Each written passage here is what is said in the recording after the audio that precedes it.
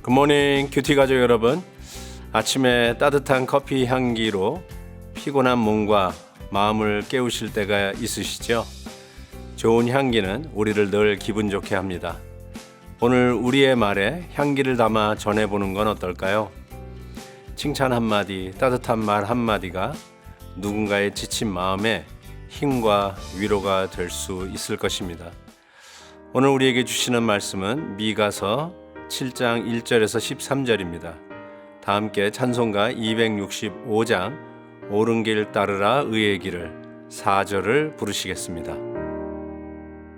뻔한 길에 치고 찾아온 길 많은 백성을 구한 길 모두 나와서 믿으면 온 세상이 마침내 이 진리에 살겠네.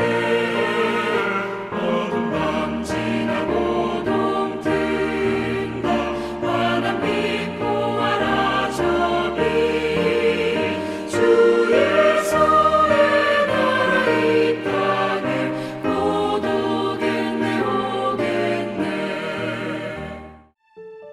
재앙이로다 나여 나는 여름 과일을 딴 후와 포도를 거둔 후 같아서 먹을 포도송이가 없으며 내 마음에 사모하는 처음 익은 무화과가 없도다. 경건한 자가 세상에서 끊어졌고 정직한 자가 사람들 가운데 없도다. 무리가 다 피를 흘리려고 매복하며 각기 그물로 형제를 잡으려 하고 두 손으로 악을 부지런히 행하는도다. 그 지도자와 재판관은 뇌물을 구하며 권세자는 자기 마음의 욕심을 말하며 그들이 서로 결합하니 그들의 가장 선한 자라도 가시 같고 가장 정직한 자라도 찔레 울타리보다 더하도다. 그들의 파수꾼들의 날 곧 그들 가운데에 형벌의 날이 임하였으니 이제는 그들이 요란하리로다. 너희는 이웃을 믿지 말며 친구를 의지하지 말며 내 품에 누운 여인에게라도 내 입의 문을 지킬지어다. 아들이 아버지를 멸시하며 딸이 어머니를 대적하며 며느리가 시어머니를 대적하리니 사람의 원수가 곧 자기의 집안 사람 이리로다. 오직 나는 여호와를 우러러보며 나를 구원하시는 하나님을 바라보나니 나의 하나님이 나에게 귀를 기울이시리로다. 나의 대적이여 나로 말미암아 기뻐하지 말지어다. 나는 엎드러질지라도 일어날 것이요 어두운 데에 앉을지라도 여호와께서 나의 빛이 되실 것이미로다. 내가 여호와께 범죄하였으니 그의 진노를 당하려니와 마침내 주께서 나를 위하여 논쟁하시고 심판하시며 주께서 나를 인도하사 광명에 이르게 하시리니 내가 그의 공의를 보리로다. 나의 대적이 이것을 보고 부끄러워하리니 그는 전에 내게 말하기를 내 하나님 여호와가 어디 있느냐 하던 자라. 그가 거리에 진흙같이 밟히리니 그것을 내가 보리로다. 내 성벽을 건축하는 날 곧 그날에는 지경이 넓혀질 것이라. 그날에는 아수르에서 애굽 성읍들에까지 애굽에서 강까지 이 바다에서 저 바다까지 이 산에서 저 산까지의 사람들이 내게로 돌아올 것이나 그 땅은 그 주민의 행위의 열매로 말미암아 황폐하리로다. 오늘 말씀은 재앙이로다 하면서 시작하죠. 우울하고 좀 어두운 분위기로 오늘 말씀이 시작이 됩니다. 아이들과 했던 영화였죠. The Lion King이라고 하는 영화를 볼 때 바른 왕이 세워져 있을 때는 온 나라가 비옥한 평지요, 화목하고 행복한데 불의한 왕이 있을 때는 온 땅이 황무지로 변하는 것을 보여줍니다. 단순히 만화 영화라고 하지만 오늘 말씀은 정확하게 그와 같은 모습을 우리에게 보여주고 있습니다. 포도송이가 없고 무화과 나무에 열매가 없습니다. 농사를 지어도 열매가 생기지 않는 이런 척박한 모습을 그려내고 있는데 그 이유가 뭘까? 2절에 이렇게 얘기합니다. 경건한 자가 세상에서 끊어졌고 정직한 자가 사람들 가운데 없도다. 왜 우리 세상에 크리스찬이 필요할까? 저는 정직한 자, 의로운 자를 하나님께서 이 세상에 남겨두심으로 말미암아 그래도 이 세상이 아무리 척박하고 삭막하더라도 살만한 세상, 하나님의 의의 통치가 이루어지는 세상, 서로 말을 하면서 기쁨과 참 행복함이 넘치는 그런 공동체를 만들어 나가는 그 이유가 있지 않을까 저는 그렇게 생각해 봅니다.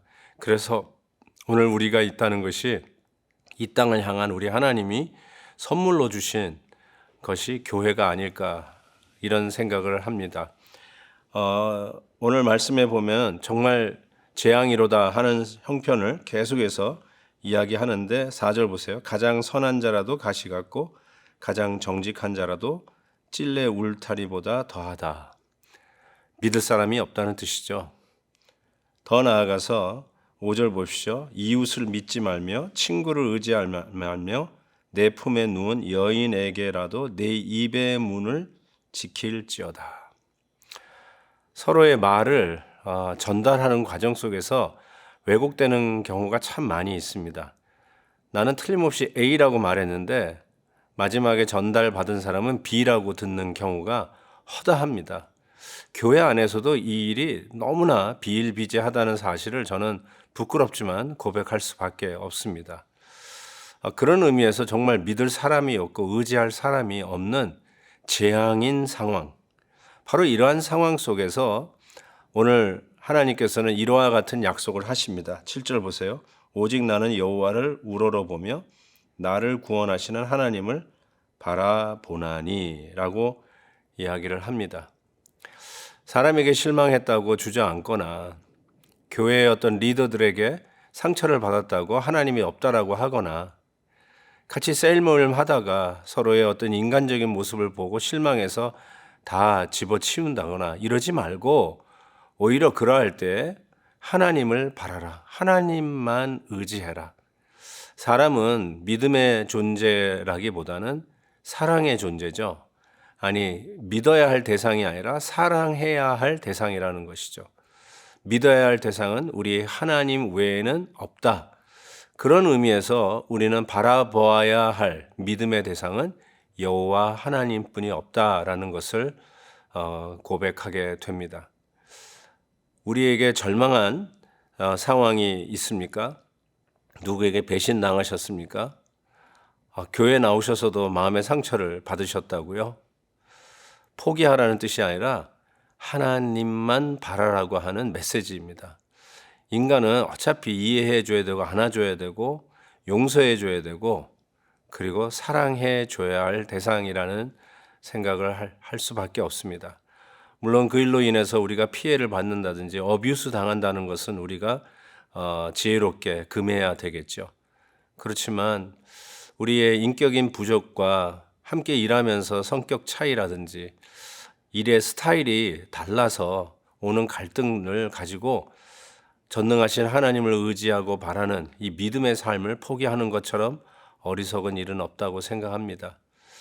실망하는 상황이 우리 가운데 짙게 펼쳐질수록 그래서 세상에서 재앙이다라고 하는 그런 상황이 지속된다 할지라도 그것에 주저앉지 아니하고 우리 믿는 자들은 그럴 때일수록 하나님을 바라라, 하나님을 의지하라, 하나님만이 우리의 믿음의 대상이다라고 하는 분명한 메시지인 것을 확인하고 더욱더 주님을 앞에 가까이 다가서는 기회가 될 수 있기를 바랍니다.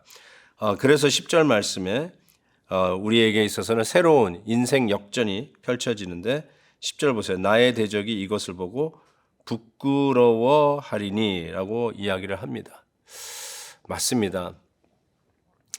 하나님께서 간섭해 주실 때 우리가 재앙인 이런 어두운 상황 속에서 우리가 손해만 보고 늘 당하는 것 같지만 하나님은 분명히 역전하셔서 우리를 해롭게 하고 우리의 어떤 선의를 악용하려고 하는 자들을 부끄럽게 하실 것이라고 약속하고 계십니다.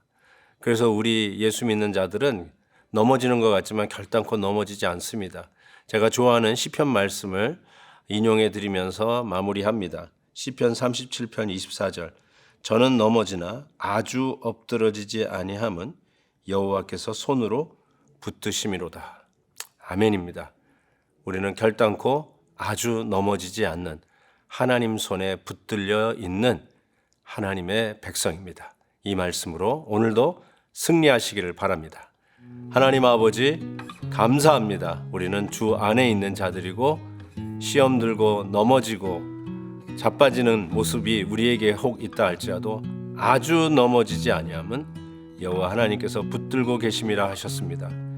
세상이 어둡고 소망이 없는 모습으로 보이지만 더욱더 하나님을 바라는 기회가 되게 하시고 하나님을 의지하는 자, 주 뜻대로 행하는 자, 그들의 원수들을 부끄럽게 하시는 이 하나님의 간섭을 체험케 하여 주옵소서. 예수 그리스도의 이름으로 기도하옵나이다. 아멘. 내일 또 뵙겠습니다.